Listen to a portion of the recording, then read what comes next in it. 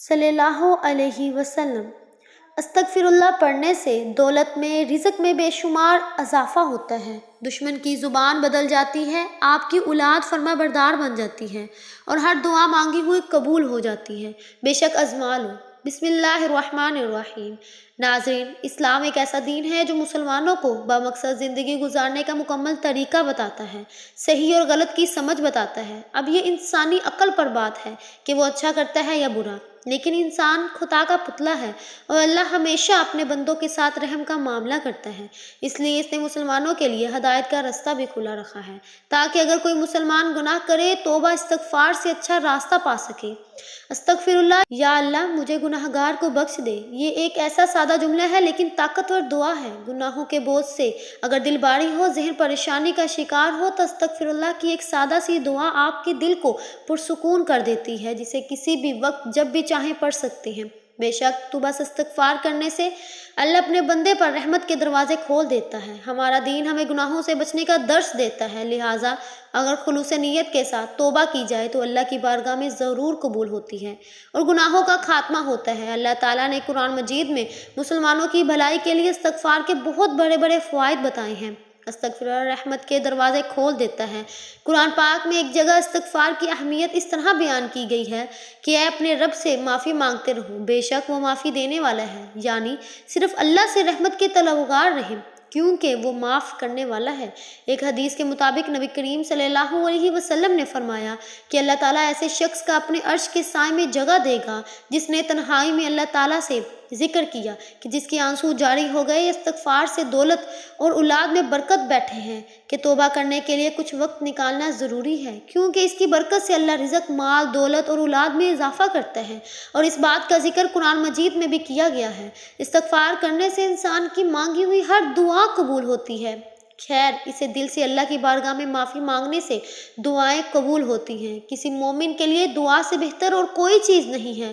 وہ جو کچھ اپنے رب سے مانگتا ہے، جس کی امید رکھتا ہے، ایک دن اس کا رب اس سے ضرور نواز دیتا ہے، کیونکہ مسلمان ہونے کی حیثیت سے ہمارا یہ یقین ہے کہ صرف اللہ ایک مخصوص مدت کے لیے ہماری دعا کو قبول نہیں کرتا، لیکن اس بات کی وضاحت اس طرح کی گئی ہے کہ انسان اپنی نعمت کو جلد بھول جاتا ہے۔ اللہ نہیں چاہتا کہ اس کے بندے اسے بھول جائیں، اس لیے ہمیں استغفار کرتے رہنا چاہیے۔ اس حوالے سے فرمان رسول صلی اللہ علیہ وسلم ہے کہ جس نے استغفار کو اپنے اوپر لازم کر لیا، اللہ اس کی ہر پریشانی دور فرمائے گا، ہر تنگی سے اسے پرسکون عطا فرمائے گا، اسے ایسی جگہ سے رزق عطا فرمائے گا جہاں سے اسے گمان بھی نہ ہوگا۔ استغفار کرنے سے ہر گناہ کی معافی مل جاتی ہے۔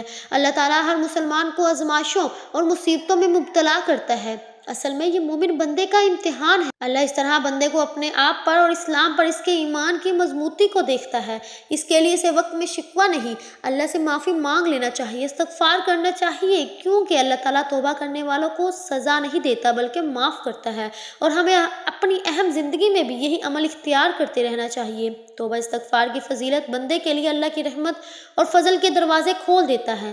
بے شک اللہ بہت رحیم و کریم ہے۔ جب ہم اس سے گر گرا کر معافی مانگتے ہیں تو وہ ہمیں ہدایت کرتا ہے، اپنی رحمتوں سے نوازتا ہے اور ہمارا دل اپنی طرف موڑ لیتا ہے۔ اس وقت ہماری زندگی غیر محفوظ کا شکار ہے اور اس میں کوئی شک نہیں کہ استغفار کا ورد دنیاوی زندگی میں صبر عطا کرنے کا بہترین ذریعہ ہے، ہمیں ذہنی، جذباتی، روحانی طور پر مضبوط کرتا ہے۔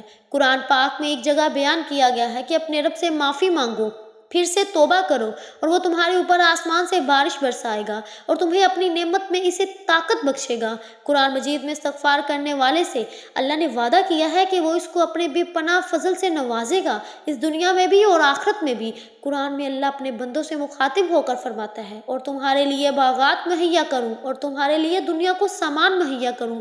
کسی شخص نے حضرت علی کے سامنے، اور یہ ایک ایسا لفظ ہے جو 6 باتوں پر حاوی ہے۔ اول یہ کہ جو ہو چکا اس پر شرمندہ ہونا، دوسرا یہ کہ ہمیشہ کے لیے گناہ نہ کرنے کا پکا ارادہ کر چکا، تیسرا یہ کہ مخلوق کے حقوق ادا کرنا، یہاں تک کہ اللہ کے حضور میں اس حالت میں پہنچ چکے جہاں تمہارا دامن پاک صاف ہو اور تمہارا کوئی پکڑ نہ ہو، چوتھا یہ کہ جب تم پر فرض کیے ہوئے ہیں اور تم نے انہیں ضائع کر دیا، انہیں اب پورے طرح ادا کرو، پانچواں یہ کہ جو گوشت حرام سے پرورش پاتا رہا ہو اس کو غم و ندا سے پگھلاؤ، یہاں تک کہ خال کو ہڈیوں سے ملا دو کہ پھر ان دونوں کے درمیان نیا گوشت پیدا ہو، اور چھٹا یہ کہ اپنے جسم کو اطاعت سے آشنا کرو جس طرح اسے گناہ کی شرینی سے لذت کیا، اور پھر کہو استغفر اللہ۔ ناظرین، اس فرمان سے یہ مطلب ہرگز نہ لیا جائے کہ استغفار نہیں پڑھنا چاہیے یا بلند آواز میں استغفار پڑھنے میں کوئی برائی ہے، بلکہ یہ فرمان استغفار اور استغفار پڑھنے والے کا صحیح مقام پہچاننے اور اپنے آپ کو سچے ہونے کا تقاضا کرتا ہے۔